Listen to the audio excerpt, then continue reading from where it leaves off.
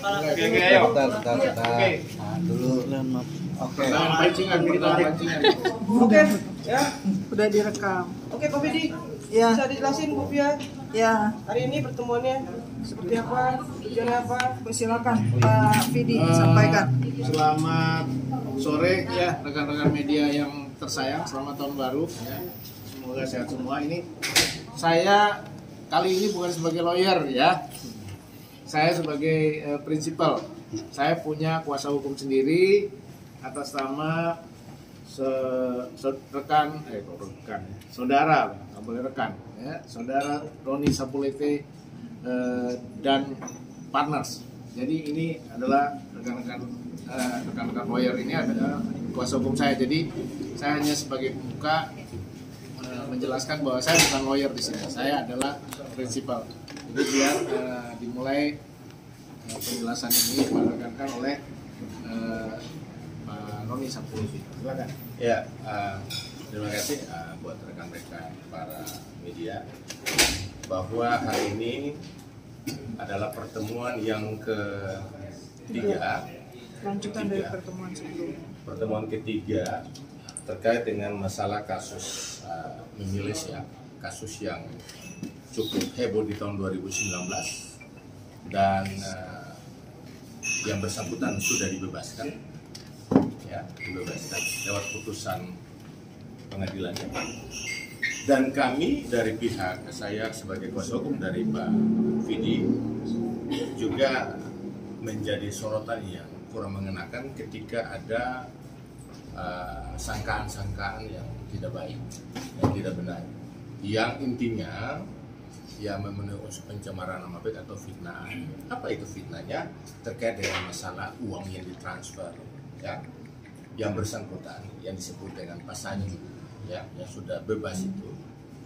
Sementara beliau sendiri belum membayar yang namanya success fee daripada klien saya. Apa success fee-nya? Selama pendampingan, selama pemeriksaan di Polda Jawa Timur ketika itu. Dan sekarang beliau sudah bebas. Dan apa putusannya? Salah satu isi dari putusan itu bahwa semua dana aset-aset yang disita ketika itu oleh Polda Jawa Timur itu dikembalikan sekitar 700 miliar lebih. Dan mereka para anggota yang mengikuti investasi itu ya itu harusnya berhubungan langsung dengan yang bersangkutan, bukan kepada klien kami. Klien kami ini adalah menjalankan tugasnya profesi sebagai avokat ketika itu. Uang yang diterima itu adalah bagian dari fee operasional gitu. Nah, itulah yang kami perlu sampaikan bahwa tidak ada hubungan hukum apapun yang disampaikan, yang diduga, yang dilakukan oleh klien kami, yang dicemarkan oleh Pak Sanjo atau dengan member itu. Itu yang perlu kami sampaikan. Mungkin kronologisnya mungkin langsung disampaikan oleh Ibu Fia. Ya. Jadi pertemuan ini adalah pertemuan lanjutan yang lalu ya. Di sini adalah klien kami Pak Fidi untuk ada kejelasan juga dong untuk Pak Fidi ya, gitu. Dan klien kami siap untuk mempertanggungjawabkan uang yang ditransfer tersebut dan di mana dipakai untuk biaya operasional. Dan itu ada kami bukti-buktinya juga dari klien kami seperti itu, supaya tidak berlarut-larut dan nama klien kami dibawa-bawa terus seperti itu gitu, karena itu kan jadi dugaannya ke pencemaran nama baik. Makanya pertemuan hari ini kami harapkan adalah menjadi jelas untuk Pak Fidi dan sesuai komitmen yang disampaikan oleh Saudara Andi, sudah sepakat untuk Pak Fidi adalah sudah clear. Jadi tidak akan didatangi lagi tempat kediaman klien kami seperti itu. Kalau untuk lanjutan langkah mereka selanjutnya itu urusan dari mereka seperti itu. Mungkin mau ditambahkan oleh kuasa hukum Pak Fidi. Baik, terima kasih. Tadi pertemuan itu sangat disayangkan ketika kami ingin menjelaskan mengenai klarifikasi Pak Fidi terkait ini, tapi Pak Sanjunya berkeberatan sehingga dokumen-dokumen, data-data yang kami punya tidak sempat untuk kami bacakan karena Pak Sanjunya keberatan untuk kami jelaskan. Itu sangat kami sayangkan. Padahal ini kan nama klien kami Pak Vidi itu disebut-sebutkan dari awal sampai sekarang. Nah, kami kan ingin clear nama Pak Vidi itu yang dituduhkan oleh Pak Sanju. Begitu juga pergerakan-pergerakan dari para members Mimiles ini, yang jelas legal standing hubungan hukum itu tidak ada dengan klien kami. Kalau mereka merasa dirugikan anggota, ya silahkan kepada Kam and Kam, kan begitu. Apa hubungannya dengan klien kami? Klien kami ini adalah ketika itu sebagai lawyer, penasihat hukum, ya tentu ada haknya untuk dibayar. Itu yang kami mau jelaskan tadi detailnya, tapi Pak Sanjunya tidak bersedia, sehingga ya seperti itu. Mereka mau mengambil langkah hukum itu silakan, itu lebih baik lagi karena kita sudah siap. Silakan, ada yang mau ditambahkan lagi? Oke. Saya sedikit melengkapi saja penjelasan dari para kuasa hukum saya ini. Tadi terkait dengan apa namanya penjelasan Saudara Roni. Jadi semua yang disita itu dikembalikan, itu kita tidak tahu persis nilainya seperti disampaikan Saudara Roni ya, karena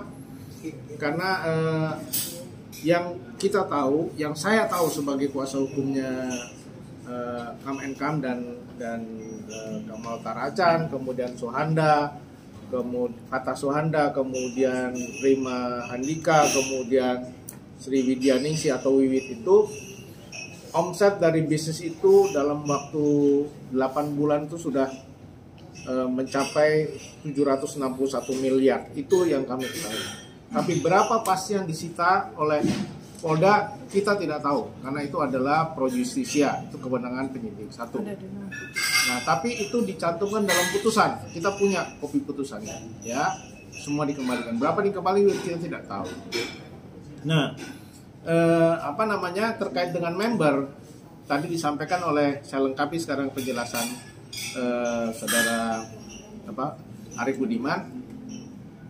Pada dasarnya memang kami tidak punya hubungan hukum, dan itu sudah dinyatakan oleh keluarga Pak Kamal, ya. Ada pernyataan dari keluarganya, istrinya, 2 kakaknya, nanti dikasih kopinya untuk bisa di-screenshot. Sebenarnya sebelumnya sudah, bahwa kami tidak ada hubungannya, uang yang diberikan kepada kami tidak ada hubungan dengan member, dengan Kam and Kam, dengan bisnis itu, dan kami akan dibebaskan dari segala tuntutan baik perdata maupun pidana dari pihak manapun. Dan itu bukan hanya pernyataan kosong, tapi itu masuk akal. Karena apa? Karena pada saat kami mendapat kuasa itu tanggal 23 Desember 2019, itu Pak Kamal posisi sudah ditahan dan barang-barang sudah disita. Uangnya sudah disita, rekening sudah dibekukan. Jadi logikanya sudah tidak mungkin lagi dipakai uang member itu untuk kami.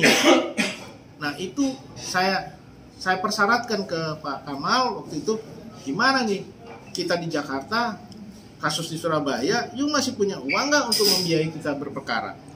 Ada uang keluarga, ada kaitannya sama member atau bisnis ini? Nggak ada. Bikin pernyataan. Dibikinlah pernyataan itu di atas materai. Itu punya dasar hukum, ya. Itu penjelasannya. Kemudian mengenai tadi dibawa-bawa terus, betul. Penjelasannya adalah saya punya kuasa tersendiri. Profesor Elsa Sari punya kuasa tersendiri. Belakangan katanya Saudara Farhad, saya malah nggak pernah tahu itu, karena itu katanya, ya. Saya nggak pernah bisa komentar. Dan saya, Prof Elsa itu ditransfer sendiri-sendiri, ya. Dan yang ditransfer ke saya sudah saya pertanggungjawabkan. Tadi disampaikan oleh kuasa hukum saya, Ibu Dwi Novianti, untuk biaya operasional. Apa itu biaya operasional?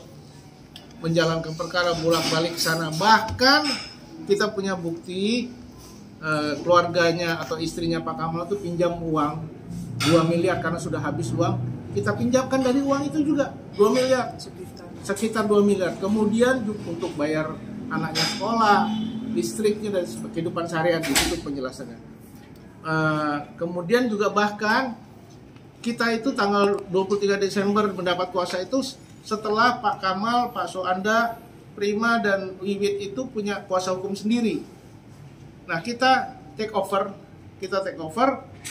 kita selesaikan urusannya karena itu adalah kode etik. Apa penyelesaian urusannya? Kita bayar lawyer fee-nya dari situ juga. Jadi kalau Pak Kamal menyatakan harus dikembalikan keseluruhannya, duitnya siapa?